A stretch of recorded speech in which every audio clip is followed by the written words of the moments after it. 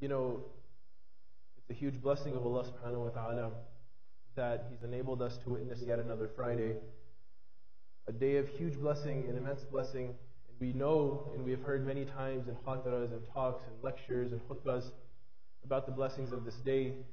But sometimes, because of the lives we live, the fast-paced, atmosphere of today, in this day and age, quite often Friday becomes just yet another day. We're able to become closer to Allah subhanahu wa ta'ala, a day on which we remember that we will stand one day before Allah subhanahu wa ta'ala and be held accountable for everything that we do. And this was the practice of the Salaf. When the day of Friday would approach, they would get everything done before. By Thursday at the very latest, they would get everything when it came to their worldly affairs done, so that they could focus on the day of Friday. There's the hour in the day, as we know, where the dua of anything good asked for in this life or the next will be answered and accepted by Allah subhanahu wa ta'ala. The fact that we're supposed to send extra blessings upon the Prophet sallallahu alaihi wasallam, the fact that we're supposed to recite Surah Al-Kahf, the fact that we can earn immense rewards by coming to the Jum'ah prayer, by making. So we should be very, careful, and we should be very particular about this day and making the most of it. And the reason I start off by saying that is because the reason we should make the most of this day, and the reason we should make the most of any day in our lives, is because we don't know when that final day will come. This Friday, alhamdulillah, we are alive, but there will come a Friday when we will not be alive. And that is the purpose of this entire life, is to make the most of every single second that we have on this earth. We don't know when that deadline will come. We don't know when when our lives will be cut off. It will be different for every single one of us. And so, because we don't know that, we must take advantage of every opportunity we have and the reason we do this is because we want to earn the bounties of Allah subhanahu wa ta'ala in the next life. And what we should understand is that there are levels of bounties that Allah subhanahu wa ta'ala has mentioned in the Quran and in the Sunnah of the Prophet sallallahu alaihi wasallam, that not everybody will get the same rewards or the same bounties in the next life. There will be people who will earn bounties of Allah subhanahu wa ta'ala. They will be in Jannah, but there are different levels of Jannah, as we know. So those who are in the lower levels of Jannah will not earn as many bounties as those in the higher levels of Jannah. And so it is our goal to try our best to attain the highest levels of Jannah. As my father used to tell me when I was young, he used to say that, if you aim for a 90 on the background, obviously, he was trying to convince me in a way to get 100 and A+. And he was saying similarly in life, if you aim for the lowest level of Jannah, and you don't make it, and you make some mistakes, you might end up in the wrong place. So aim for the highest level of Jannah, so that if you don't get there, the intended goals, you might end up in the third or fourth level, but at least, you tried your best, and you had that highest goal possible. And that's what we should do. And the way there are different degrees or different levels in the next life in terms of the bounties that we will get from Allah subhanahu wa ta'ala, there are also different degrees in this life. And one of the examples of these degrees is the ayah that I started the khutbah with, in which Allah subhanahu wa ta'ala, He says, ثُمَّ أَوْرَثْنَا الْكِتَابَ الَّذِينَ اصْطَفَيْنَا مِنْ عِبَادِنَا. Then we bequeath the book, we chose, the ones that are chosen from amongst our slaves. And He's talking, of course, about us. He's talking about the believers. He's talking about the Muslims. He's saying that from all of humanity, there are those people who have received the book. There are literally the chosen ones from humanity, referring to us as Muslims. And then He says that from amongst these Muslims are three groups, are three degrees, are three levels of Muslims. He says the first is فَمِنْهُمْ ظَالِمٌ لِنَفْسِهِ. The first one is the one who transgresses against himself or herself. A person who is Muslim by name, but they're not really Muslim by action. They don't really do all their prayers. They don't really fast like they're supposed to. They don't give charity like they're supposed to. Make a lot of mistakes and have a lot of shortcomings. Yet they're still Muslim. So this is ظَالِمٌ لِنَفْسِهِ. وَمِنْهُمْ مُقْتَصِدٌ. And then there's the second degree, higher than this first degree, is a person who is in the middle. He's like in the middle. He's not always good.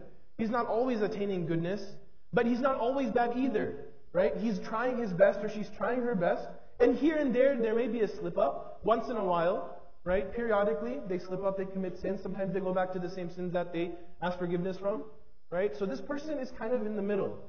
And then the third and final group is وَمِنْهُمْ سَابِقٌ بِالْخَيْرَاتِ, is the group that is rushing time. The people who attain goodness all the time. These people are those who not only do the basics and meet the fundamentals of the religion, But they go above and beyond. They'll do all the sunnah that they're supposed to. Right? They'll do all the extra nawafil that they're supposed to. They'll wake up at night for tahajjud. Forget fajr, they do more than that. Right? These are people who any opportunity there is to do good, they are sabiqun bil khairat. They are rushing towards that opportunity to do good. So this is the third and final group. And like I said, the way there are degrees in this life, these three that are mentioned, similarly the degrees in the hereafter, we should understand that those differences between the two levels, or these three levels, will be even greater. That those who are sabiqun bil khairat will attain muqtasid than those, and they will attain more than those who are zalimun li nafsihi. But these are all Muslims. The Prophet ﷺ, he said that they're all najin, they're all saved, they will all attain salvation. They will all make it to Jannah, inshaAllah. But then they will attain different degrees of that reward in Jannah. So the point in this introduction of the khutbah is that the purpose of this life is that we're trying to attain maximum benefit from the time that we have on this life, so that we can inshallah attain the highest degree of reward and bounties of Allah subhanahu wa ta'ala in the hereafter. So now the question is, how do we attain maximum benefit? How do we, with every single second, every single minute and week and month and year that we live, that Allah blesses us with life of it? And on that note, I'd like to share a story. And it was a scholar who was sharing a story about his teacher. And he was saying that this was one of the first days I went to school to become a scholar, to this madrasa, this alamiya program. And so he goes, and the teacher had said something very strange when he was listening to him.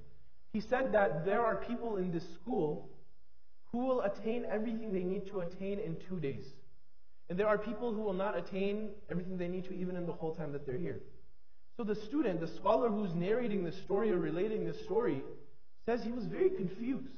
Like when you think about a person who's supposed to attain a degree, it takes years, 2, 4, 6, 8, 10 plus years it takes for a person to attain that degree.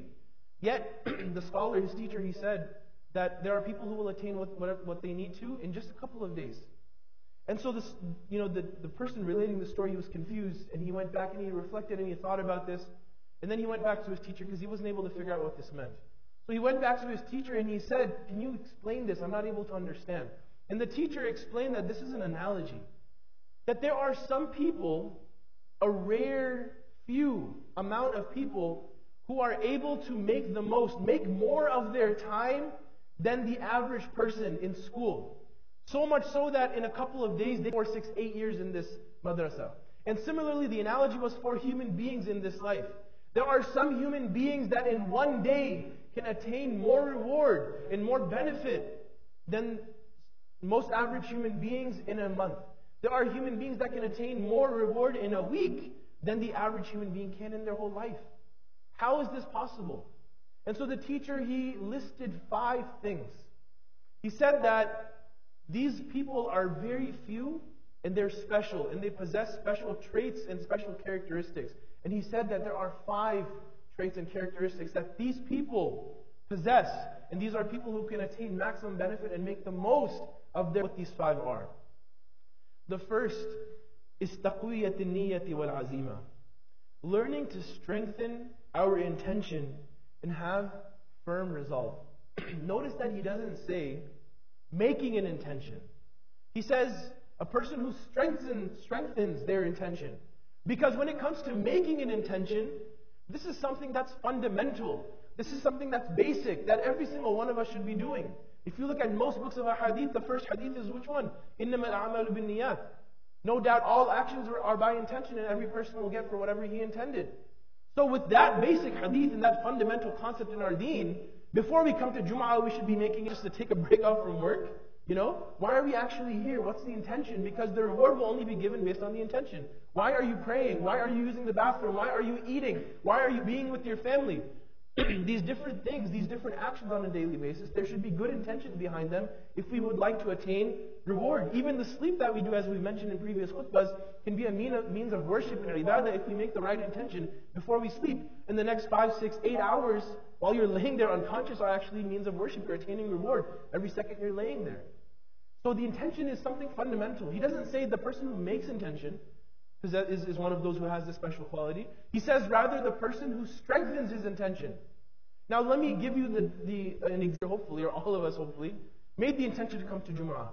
But there are certain people who 3 minutes in started thinking about other things, right? Oh, yeah, I need to order this thing from Amazon. Oh, what's for lunch or what's for dinner? What am I going to do when I go home? Oh, I have to go back to work. I'm working on this project. All of these thoughts that shaitan puts in our head, right? These obstacles that come in our path that distract you from being present here in the khutbah and benefiting in the maximum amount, right? Those people, some of us who may have been sitting here and may have experienced that, and it happens to all of us, that means that our intention going into Jum'ah wasn't strong enough. And yet there are people who are sitting here who are attentive the entire time. Not only are they attentive the entire time during the khutbah, they actually came here 10, 15 minutes for extra sunnah and whatnot. And they're keeping their intention firm and strong, and they will go throughout. Even though shaitan is doing the same attacks on them. He's trying to distract them with different things in their lives, but they're saying, no. I'm going to focus, I'm going to be present here. This happens all the time with us in prayer, when we pray 5 times a day. That right when you start praying, guess what happens? Shaitan reminds you of the most random things. There's a funny saying that if you forget something, right, or if you want a good idea, go pray 2 rak'ahs and shaitan will remind you of the best ideas. Right? Like the most insane things come in our head when we actually start praying, with things you would have never thought of if you weren't praying. That's what shaitan does. And those who possess strength in their intention, the second part is firm resolve. They will be able, intention gives you is the ability to get through and complete something without being distracted by the obstacles and challenges that arise from shaitan, while others will become distracted. Right? The average person will become distracted. But the person who has strength in their intention will say, no, I'm not going to get distracted. I'm going to be fully attentive and be present. And this is the principle or the concept that enables us to be present when it comes to our actions. And this doesn't just apply to our worship when it comes to fasting or prayer or being in the khutbah, right? This applies to anything. A person, a father, a person who's working outside the home goes home, right? We should make an intention that we're going to go home and spend time with our families. How many of us, we don't even, first of all, we would just go right into it, right? We don't even take a break and make an intention. That yes, I'm going to be patient. Even though I had a tough day at work, even though I have struggles, I'm not going to let it out. I'm not going to be angry at my family, right? Most of us have weak intentions with most of our actions. And that's why we're easily able to be distracted and fail in those actions because the obstacles take us. Yet the person who has strength and intention will be able to overcome these obstacles. And so that is the first quality of a person who is able to make the most and attain maximum benefit in this life, inshallah. The second is al-ijtihad fi tasfiyat al-qalb. Working hard, purification of the heart. A lot of times we think that the worship and the rituals that we do are the main opportunities for us to purify our hearts. I'm going to fast, I'm going to pray, I'm going to make dua, right? Those things are seen as, okay, I'm purifying my heart when I do those things. But it's not limited to those things. Of course, those are some of the best ways.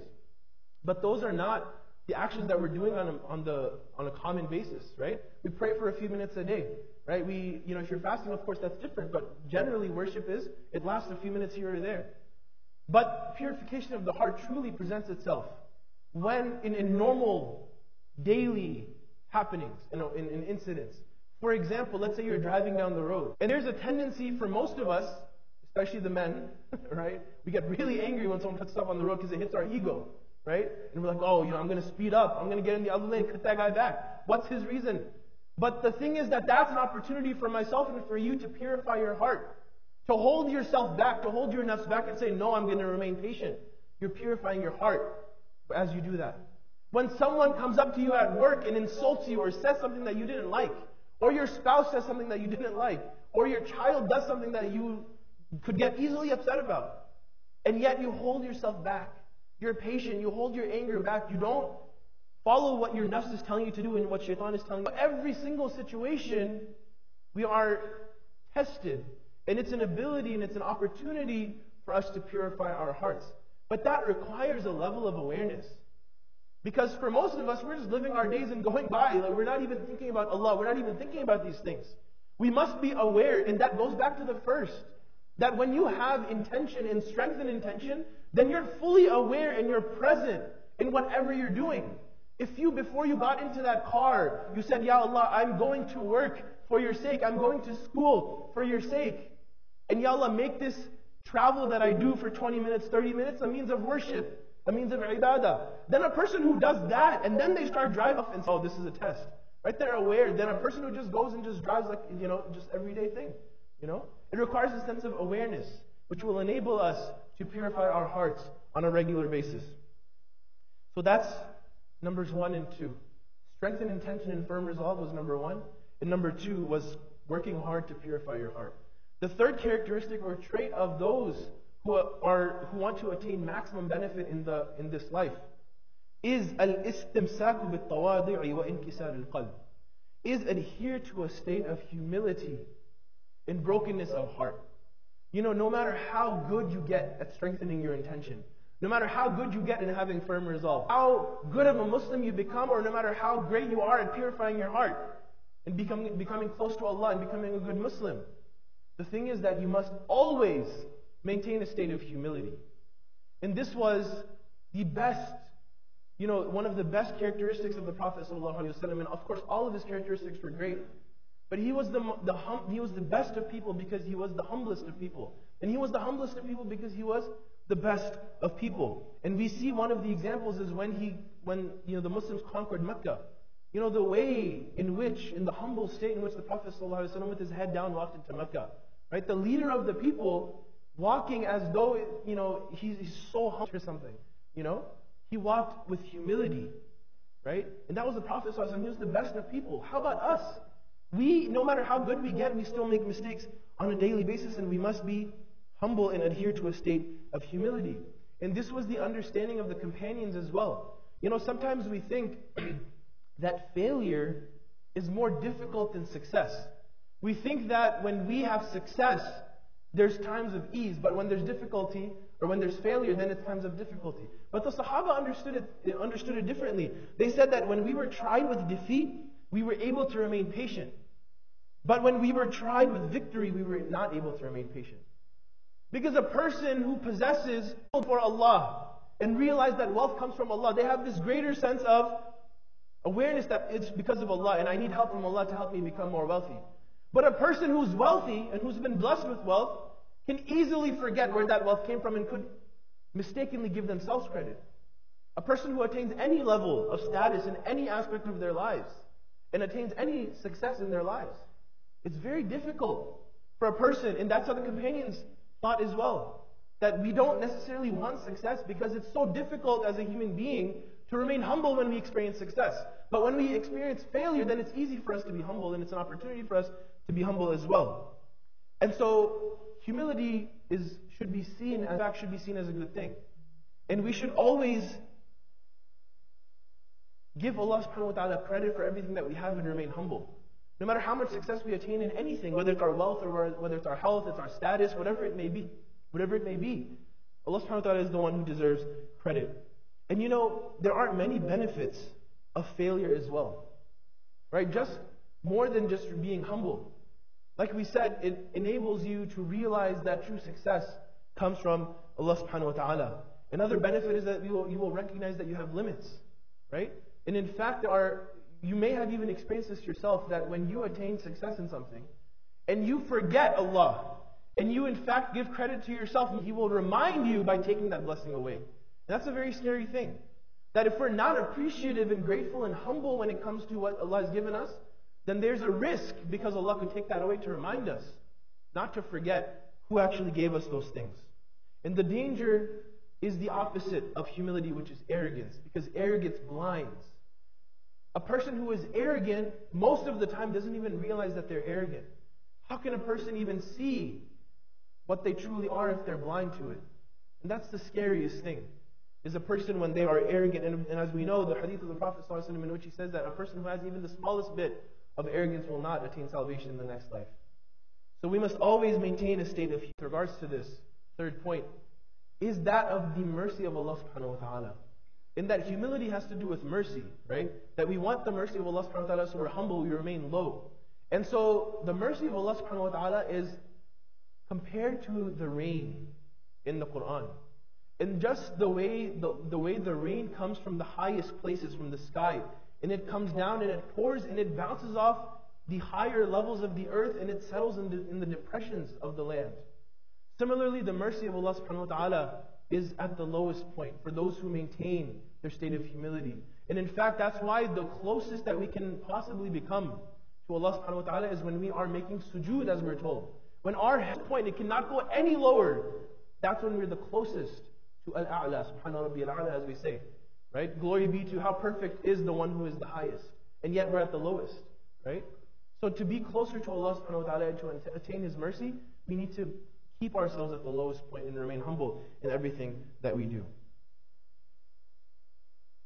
Another final thing about maintaining a state of humility, is that when someone says something to you that you don't like, right? When someone insults you, when someone, just says something about you that's not good, then you are able to control yourself because you already think worse of yourself than anybody can think of you. Because a person who says, oh, you're this and you're that, based on what I see. But if they truly knew you, if you actually knew me, like I know me, you could insult me much worse than what you're doing right now. Because we know the weaknesses that we have. We know the negative aspects of our souls and of our hearts more than anyone else does. And when we remember that, then we remain humble to the extent that even when someone insults us, we're like, no one can insult me worse than I can even insult myself, the way I know how bad I am myself. The fourth characteristic of those who want to attain maximum benefit is husnul dhann ma'al akhareen. While you think of yourself as the lowest and you remain humble, husnul dhann ma'al akhareen means to think best of else. Right? You think the best of everybody else. You give people benefit of the doubt. You don't point out their mistakes. You don't look for the faults in others because you realize you yourself have so many faults. And how much time and how much energy do we waste just because of the way we think about others? We don't even have proof. Most of the stuff that we know about others is based on hearsay. Oh, he said this or she said this about this person and they did this. Oh, this, I'm going to develop some sort of, hatred towards this person just because of that. Or I'm going to not give them benefit of the doubt if I see them doing something wrong. This is not the behavior of a believer, of a Muslim. And a person who wants to attain maximum benefit in this life always focuses on themselves. They realize the focus should never be other people. On the Day of Judgment, yourself. You will be asked about what you did, not what other people did who are not even related to you, who have nothing to do with you. Right? Oh, what did this person do? No, that's not what we're going to be asked. What did you do? And so a person who wants to attain maximum benefit realizes that there's no benefit of getting involved in other people's business, of thinking bad of others. What's the benefit that will come from that? In fact, you will do yourself more harm. As one of my teachers said, when you think bad of someone else, you are not affecting that person at all. They don't know that you're thinking bad about them. You're only affecting yourself. You're making yourself miserable when you do that. With your thoughts, with your emotions, with your feelings. And so we should think best of others and only focus on ourselves. Have husnul dhann. Think best of others. Characteristic of those who want to attain maximum benefit in this life is ma'a muwasalat al-amal. That a person must have a daily routine, a daily structure and schedule that they follow. How can you attain maximum benefit in your life if you can't even attain maximum benefit in one day? Right? You must fix your day if you want to fix your life. What are you doing on a daily basis? What is your schedule like? When do you wake up? When do you go to sleep? What do you do in between? Right? That's the schedule. And then, weekdays and weekends are usually different. Sometimes we're forced to be on a schedule and some structure in the weekdays, right? Especially for young people who have to wake up for school and whatnot, or their parents force 7 a.m. on weekdays. But then Saturdays, 3 p.m. Like I'll call some people on Saturday afternoon, and they call me back 3 hours later. They're like, "Yo, man, sorry, I was asleep." It's like Dhuhr time, and they're calling me back. So that's not what developing a routine is. It has to be. You have to put it upon yourself. Not, just because your parents wake you up. Not just because your spouse wakes you up or, whatever. No, develop a daily habit and routine. And this is the fifth and final characteristic and trait of someone who wants to attain maximum benefit. We must fix what we're doing on a daily basis if we want to fix what we're doing in our lives. So these are the 5 characteristics. The first was having strength and intention and firm resolve. The second was working hard to purify your heart. The third was adhering to a state of humility, have husnul dhann, to think best of others. And the fifth and final is to have a routine on a daily basis. And these are again the 5 characteristics or traits that will enable us to be those who attain maximum benefit from the life and the time that we have on this earth. And of course we don't know when this time will end. So I encourage myself and advise myself and all of you to make the most of this Friday, as we talked about in the beginning, to make the most of every second, every minute, and every moment that you live on this life, so that we can attain the greatest bounties of Allah subhanahu wa ta'ala in the next life. Ameen ya Rabbil Alameen. أقول قولي هذا وأستغفر الله لي ولكم فاستغفروه إنه هو الغفور الرحيم.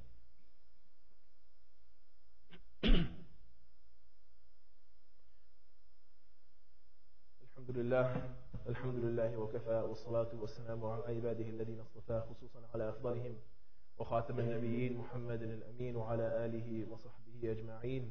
اللهم صل وسلم وبارك على محمد. اللهم أعز الإسلام والمسلمين، اللهم أعز الإسلام والمسلمين وأذل الشرك والمشركين. ربنا آتنا في الدنيا حسنة وفي الآخرة حسنة وقنا عذاب النار. ربنا ظلمنا أنفسنا وإن لم تغفر لنا وترحمنا لنكونن من الخاسرين.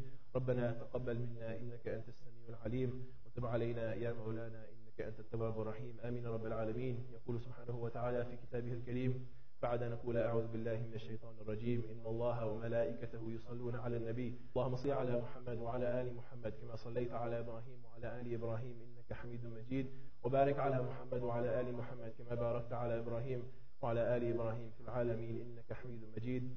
عباد الله رحمكم الله، اتقوا الله.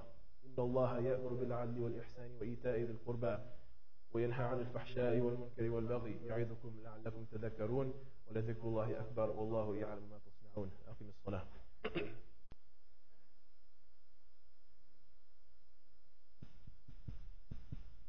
الله أكبر الله أكبر الله أكبر الله أكبر. أشهد أن لا إله إلا الله أشهد أن محمد رسول الله أشهد أن محمد رسول الله. حي على السلام حي على الفلاح حي على الفلاح حي على الفلاح. قد قامت الصلاة قد قامت الصلاة. الله أكبر الله أكبر. لا إله إلا الله.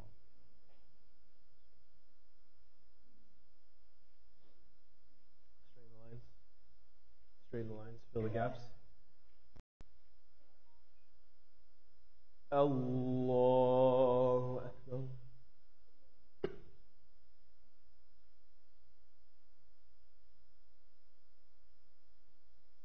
الحمد لله رب العالمين الرحمن الرحيم مالك يوم الدين. إياك نعبد وإياك نستعين. اهدنا الصراط المستقيم صراط الذين أنعمت عليهم غير المغضوب عليهم.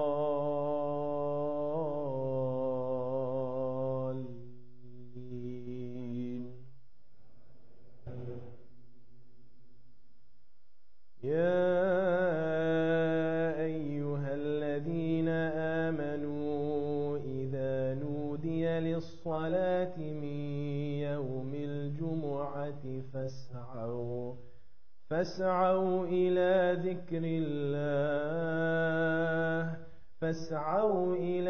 ذكر الله وذروا البيع ذلكم خير لكم إن كنتم تعلمون. قضيت الصلاة فانتشروا في الأرض وابتغوا من فضل الله واذكروا الله كثيرا لعلكم تفلحون.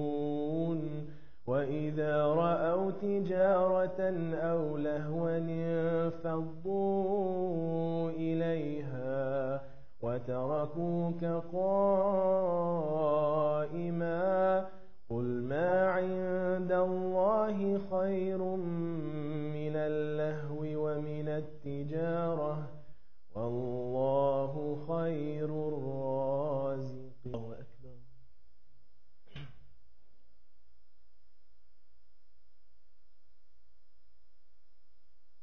سمع الله لمن حمده. الله أكبر.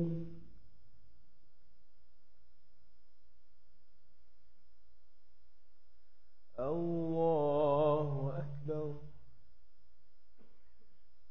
الله أكبر.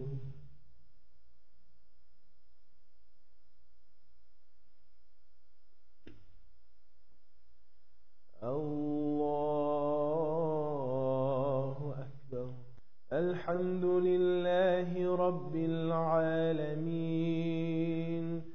الرحمن الرحيم مالك يوم الدين إياك نعبد وإياك نستعين اهدنا الصراط المستقيم صراط الذين أنعمت عليهم غير المغضوب عليهم ولا الضالين.